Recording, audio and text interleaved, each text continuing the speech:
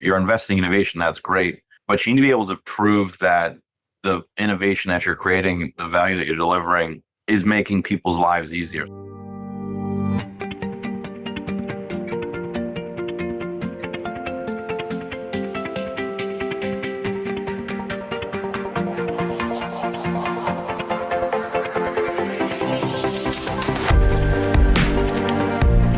Welcome back to CFO Weekly, where we're talking with financial leaders about how to build efficiency in their teams, create time for strategy, and ultimately get results. This podcast is brought to you by Personiv, the trusted leader in finance and accounting outsourcing for over 30 years. See how Personiv's customized solutions can help you streamline your operations with teams that start as small as one. Visit the website at personiv.com to learn more. I'm your host, Megan Weis. Let's jump right in. Today, my guest is Luigi Testa. Luigi is the Chief Financial Officer at LinkSquares, where he oversees the company's finance and administrative functions. In this role, he is responsible for helping scale the company and driving strategy. Luigi was named among Boston Business Journal's 2023 CFO of the Year honorees for his strong performance and leadership. Prior to joining LinkSquares, he held strategic finance and corporate development roles at notable companies that include Building Engines, Rapid7, Nanigans, and Acquia. Luigi holds an MBA from Babson College and an undergraduate degree in finance from Bentley University. Luigi, thank you very much for being my guest on today's episode of CFO Weekly. My pleasure, Megan. Great to be here. Yeah, today we're going to be talking about growth stage software, raising capital, and operating these types of businesses. And Luigi, I'm excited about the opportunity to learn about you and to have you back on the show. So let's just jump right in. Awesome. Let's do it. All right. So you've had an impressive career trajectory leading up to your role as CFO at LinkSquares. So can you share just a bit about your career to date and maybe a defining moment within your career that shaped who you are as a financial leader today? Sure. Yeah, happy to dig into the background first before we get going here. So I went to school for finance, like many good CFOs do, worked in venture for a few years, and since working in venture, transitioned over to working for private equity-backed and venture-backed tech companies.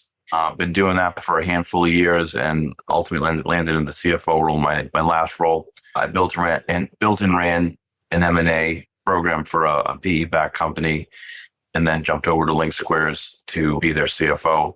I think one of the biggest career-defining moments was actually not about being a finance person, but about understanding the business and how it worked through the lens of everybody else that's looking at the business, whether it's inside or outside. And it's about understanding what's in the numbers, but being able to tell the story of what the numbers are saying. And that's really helpful when you're trying to communicate with the rest of the world and in your company internally as to what's the story we're trying to tell here? What are we trying to accomplish? What does the past mean? What does the future look like? So I think understanding the story that you're trying to tell or that the business is trying to tell it is really key and much more important than just the numbers. Yeah, I oftentimes these days hear that the role of CFO has really become a storyteller. I hear that term again and again, whereas maybe that wasn't the case so much maybe 10 to 15 years ago. Yeah, from bean counter to storyteller, it's certainly evolved. Yeah. And given your extensive experience in venture capital and the software industry, what was it that initially sparked your interest in technology and finance and the intersection of the two? And how do you stay inspired and motivated in such a rapidly evolving field? Great question. I went to college thinking I would be a stockbroker or equities trader or something like that. When I was younger, I thought equities and buying stock and owning a piece of a company was really cool. And that's ultimately when I went to school to study. And along the way, I was really lucky to have so many great mentors. And part of those mentor relationships led me to internships. And kind of two that stuck out in my mind were, one, I worked for a serial entrepreneur that started a bunch of tech startups. And the second one, I worked at Merrill Lynch. And working at Merrill Lynch, obviously that was kind of following the dream of being involved in equities, but I had not really any idea what the tech world looked like. And that was really exciting for me. So then I graduated with my degree and I obviously wanted to use both of those things, tech and finance. How do I kind of combine the two of them? So working in venture and then moving to work on the operating side, that's kind of how I got to where I am. And I think for me, I like the constant evolution of the industry. There's a constant evolution of technology, but the evolution of the industry, meaning what are investors looking for? What does the market want? All of those things.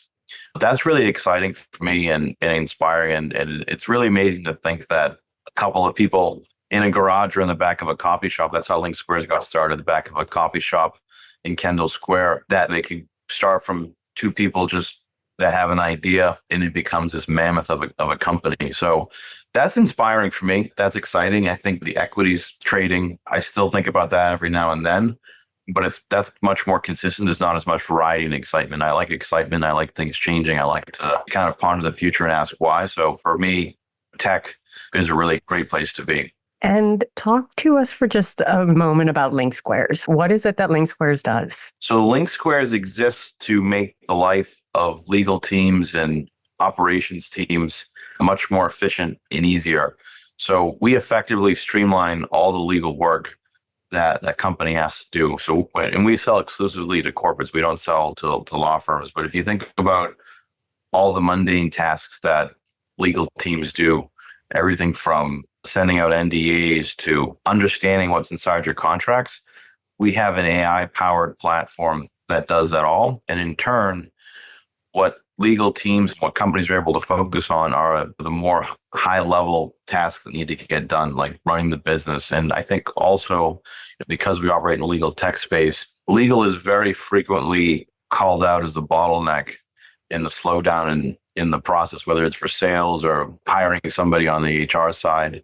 And our solution is really geared towards eliminating those bottlenecks. And you've successfully managed complete business model transitions from variable revenue model to a software as a service revenue model. So talk to us a bit about the key challenges you faced during this transition and how you aligned the team around such a significant change. Sure. The single biggest problem that we faced when we were going through these transitions was not a product problem or a financial problem or a spreadsheet problem. It was actually a behavioral problem. And in the case a few companies ago that you're referring to, we had initially built a product that was a little bit cumbersome to use. It was equivalent to driving a Formula One car. Like not everybody can get in a Formula One car and drive it. And we had a managed services team that helped our customers drive the car. As the company progressed along, the software became more robust and more user-friendly.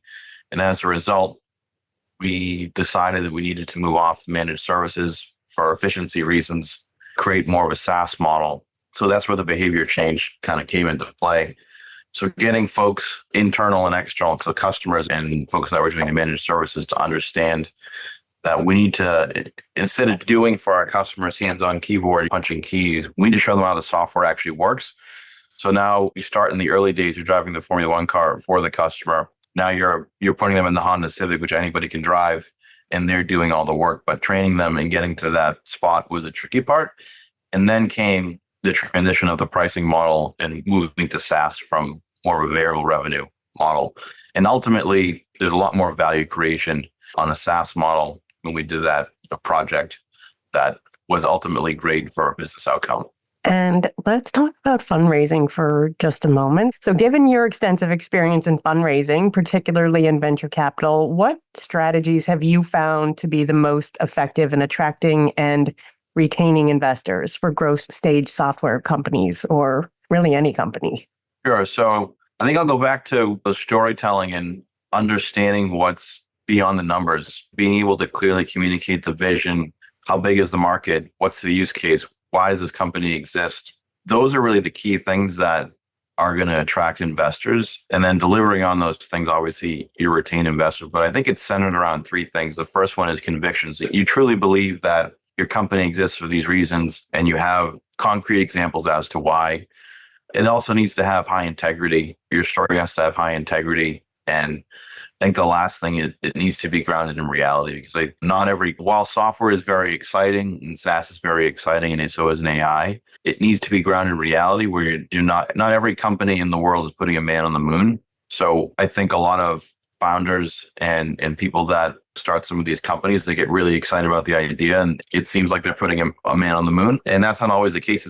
In some cases, it's really just solving a simple business problem that is better than putting a man on the moon because you're able to translate that to millions of you people that you can help, make their jobs a lot easier. But outside of that, the storytelling and really just not getting stuck in the spreadsheet. And when you're talking to investors, they definitely care about the financial aspect of the business, but they also want to understand how that financial piece connects to execution and how can they believe what the numbers say. And consistently retaining investors is showing them time and time again that it's repeatable and it's predictable. And storytelling requires really understanding the business. So how do you coach your team to be more than just number crunchers and really understand what the business is about and what they're doing?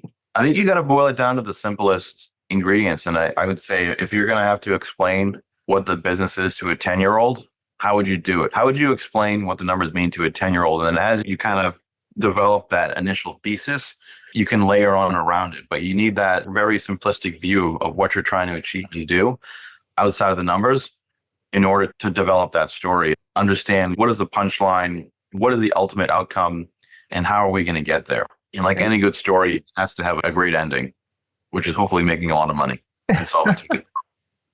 That's great advice.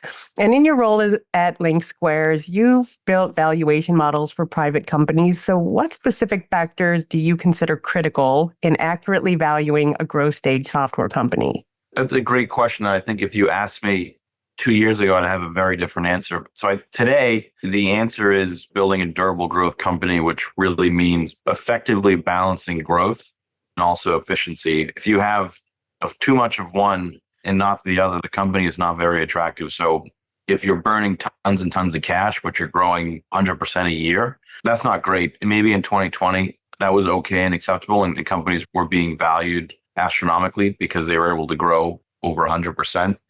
Today, investors are looking for businesses that can demonstrate strong fundamentals, good unit economics, good sales efficiency, not just the ability to grow. I think that if you can demonstrate growth, that's a really amazing thing to be able to do. But ultimately, a business exists to generate a profit and to make money. So you're only allowed so many passes on not being efficient until you're just not a great asset. So I think going back to the initial point, having growth and efficiency and the balance of the two of those is tremendously important, influencing what the value of a growth stage company is. And you've mentioned previously building and identifying SaaS KPIs to manage businesses effectively. So in your opinion, what are the most crucial metrics that CFOs should focus on in growth stage software companies? And how should these metrics be guiding strategic decision-making? So I think metrics are very important. I think two things. One is don't just build metrics because your investors are asking you to, because I think that's not the right way to do it. You're building metrics because you want to understand how the business is performing. You want to hold yourself and the team accountable. You want to learn from past mistakes so you can tweak the business so it performs better in the future. But doing it because your investors are asking you to is the wrong reason. You should be very deliberate about what are we trying to achieve here, and then break it down into kind of micro steps and understand what leads up to that. And then I think the other really important piece of it is it's not about the quantity of metrics that you have. If you have 1,000 metrics to look at in the business, it's going to be information overload. So it's really about the quality, like having a handful of really great metrics that are good leading indicators of how things are going in the business is really key and important. And then the last step to that is making sure that the entire team fully understands those metrics and how they're influenced so they can actually influence them in their day-to-day jobs. So that's everybody from the CEO of the company down to the individual contributors. Those folks need to understand those metrics. And when you have monthly, quarterly town halls with the company, those are the things that the business should be talking about. Everybody should be understanding them. So in my case, we're always looking at revenue growth and the new business flavor and the upsell flavor and then customer retention flavor.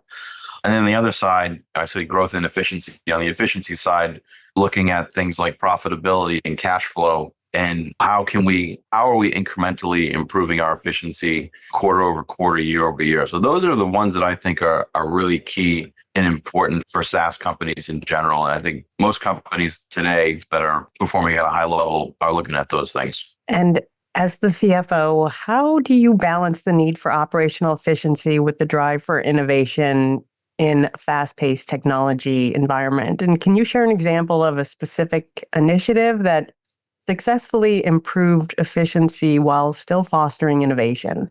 Yeah, I think that there's a huge rush right now to get companies to be more efficient by just cutting costs, cutting costs. And as a tech company, if you cut too much fat out of the business, that's not a bad thing. But if you start cutting into muscle and then into bone, you're going to be in a bad spot. And then more so on the innovation topic, if you cut too far into your R&D team or you don't invest in your R&D team, you are going to stop innovation and effectively put the product on life support. And if you're doing that, your product's going to become irrelevant pretty quickly because there's a lot of cash flowing into startups and established companies that are likely going to compete with your product. And it goes back to the balance of growth and efficiency, but growth and innovation is kind of two competing priorities that you need to sort out and understand. And as a company scales, they grow into their expense structure. So I think it's really important to think about it from that point of view. In the early days, you almost get a pass for building the customer base. If the product is good, then you can continue to innovate because you have a big enough customer base that will fund your innovation. If you don't, then that's problematic. So I think in general, it's also a good example would be you build product one, you develop a playbook for how products need to be developed and then introduced into the market. And having that playbook and then tweaking it and repeating it over and over again, it will cost less, it will take less time, and you'll be quicker to market. So ultimately, you're still innovating, but you're doing it at a faster pace and you're getting more turns on it. So it's ultimately a better product. And switching gears a bit, let's talk about M&A. So with your background in M&A, how is it that you approach the integration of newly acquired companies to ensure that they align with your existing business strategies and culture? M&A is great. I mean, M&A is a very sexy and exciting thing for a lot of companies, and finding the deal and putting the deal together is a lot of fun for many folks, including me. What comes after the deal transaction is actually the hardest part. And it's, if you think about dumping a giant bag of Legos onto the floor with no directions, how do you put them together? What are you going to build? That's kind of how I think about integration. You have two companies that are joining forces, walking down the aisle, getting married, whatever you want to call it. And you have to figure out how both of those companies are going to work together so that the outcome is better if the two of them are joined versus them existing separately. And I'd say there's really three key things that I think about. One is the people. How do you integrate the people to get all the jobs that need to be done, to protect the asset, to innovate, to be efficient? The second piece of it is the financial piece of it. So how do you arrange the organization and even restructure the organization so from a financial perspective that it's a viable solution? And then it kind of goes into the execution and the accountability of it. And it's, you are effectively dumping those Legos out, and you're also writing the directions for how the Legos are going to continue to be built out in the future as far as people, financials, and accountability. And ideally, you're seeing it through in a successful outcome where you're generating more value as the two combined entities. And switching gears again, let's talk about compensation plans. You've built and managed multiple compensation plans for sales and operations teams. So what do you think are the key elements of a successful sales compensation plan, and how do you ensure that it drives the desired outcomes? If the folks on the finance team are listening to this right now, they get a chuckle out of it. I think it's really easy for compensation plans to go down a bad road. And by a bad road, I mean spending too much time making the plan have too many facets and just be overcomplicated. So in an ideal world, just make the plan as simple as it possibly can be. So it's easy to understand, it's easy to calculate, and it's easy to explain to the end users of the comp plan and the board and the executive team. And ultimately, it needs to be aligned with company goals. So I think when you're building a compensation plan, you're not going to be able to stuff everything in there and have it be effective. You need to think about what are the 2 or 3 key behaviors that you want to drive and how can you drive them. So that's how I think about compensation plan. I worked at a company, not to be named, that the CEO was very involved in forming the compensation plans, and it got very overcomplicated that the ultimate end users, the people on the sales team, had a very hard time understanding and calculating it. And it actually became a huge burden for the finance team to calculate commissions at the end of each month because the plan was so complicated. And at the end of the day, it provided zero extra value and maybe did the opposite. So keeping it simple and easy to understand I think is the key to these compensation plans. And in light of current economic conditions, what strategies do you recommend for growth stage companies to maintain momentum and continue attracting investment, especially in times when people are tightening their belts?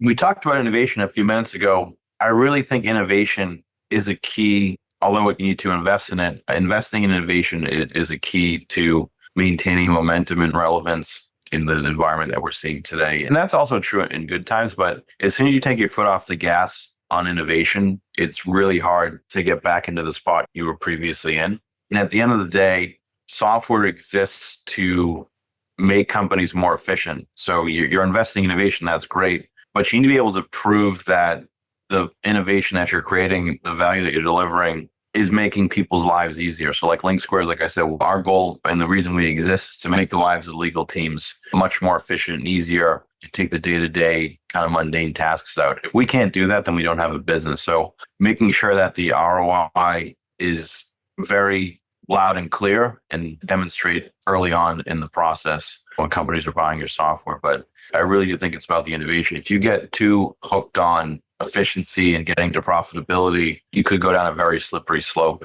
and into a no man's land. And as a CFO, you serve as a business partner to various departments, including sales, R&D, and operations. So how is it that you ensure effective collaboration between these teams to drive growth? And what role does data play in these discussions? Data plays a huge role in discussions. But more important than the data, it's what is the data saying? So again, I'll go back to the storytelling. I think if you go and present a bunch of data to different stakeholders in the business, different departments, without the context, it's useless to them. And it's your job as someone that works in finance to take all that data and gather the insights and then distribute it to the rest of the business so they understand what the data is saying. Because that ultimately, the job of the stakeholders is to take that information and adjust and effectively run their part of the business. But if they don't have the context, then it's going to be really hard for them to do it. And it's frankly not their job to go into the weeds and massage the data and understand what it's saying to run their part of the business. Like the finance team exists and there are service providers of the company to do that exact thing, which is tell the rest of the business how the company's performing so they can make decisions on how to better themselves and hold themselves more accountable.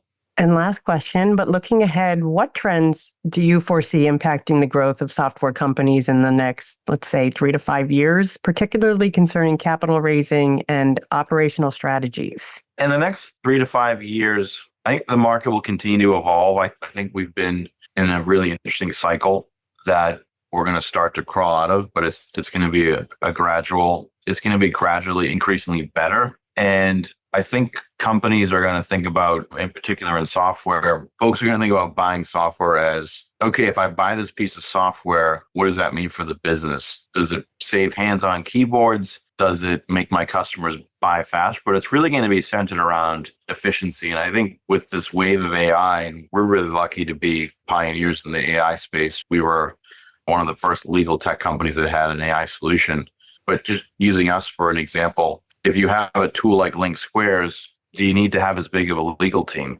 So those are the kind of trends that I think about when we talk about AI in a lot of different industries. It's how much of the AI will replace humans, or in some cases, if you have an AI-focused tool or a better workflow, it doesn't necessarily need to be AI. What else can you focus on in driving better outcomes of the business? Because you're not in the weeds, you're not playing whack-a-mole, just trying to get the day-to-day done, putting out fires. So that's how I think about competitive advantage and in maintaining a strong position in the space.